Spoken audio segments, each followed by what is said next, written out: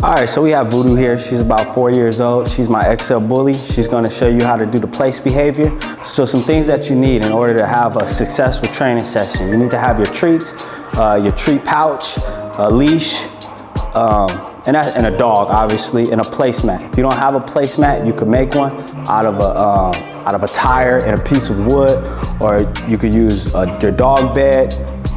You could be creative. You could anything that, for me, it just has to be elevated a little bit, and it has to be big and long enough and wide enough for the dog to comfortably sit on there and stand on there and lay down on there. Okay, good. So in the beginning, when you're starting this exercise, you want to start off by luring your dog into the behavior. So you have your treat here. So a lure just simply means, you're luring wherever your hand goes with the treat, the dog is following it. So you want to lure your dog onto the mat. Good. Once up there, you're going to mark the behavior. Good. Now, from here, you got options. For me, in the beginning, when I'm just teaching the basics, I just want to get a little distance away from the dog with them standing on the behavior.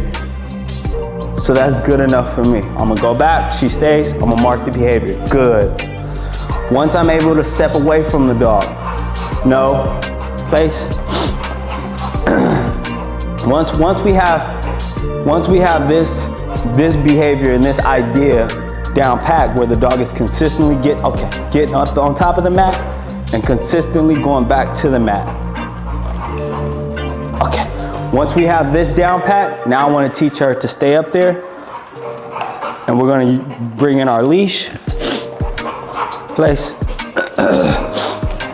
Once you have your leash up there, this is when you want to start enforcing your no. Once you have your leash on your dog. So for me, I just want to be able to get to the end of my leash. No. Anytime she gets off, I'm going to correct. No. Good. That's what I'm looking for. No. Good. And that's what we're looking for. So this is called opposition reflex, where we apply some pressure on the leash, and we want to see that the dog stays in behavior. Good.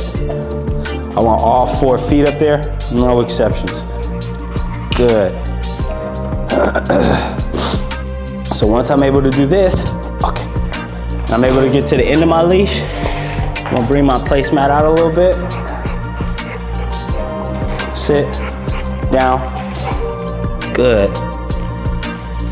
And then we have the clock. So now we want to be able to do the same thing. We're walking around the dog in a clockwise. Okay. Good. Place. Down. And then doing the same thing counterclockwise. So for me, Voodoo's my pet. Okay. So I'm not too concerned with her moving around on the mat, as long as she doesn't get off of the mat. Good girl.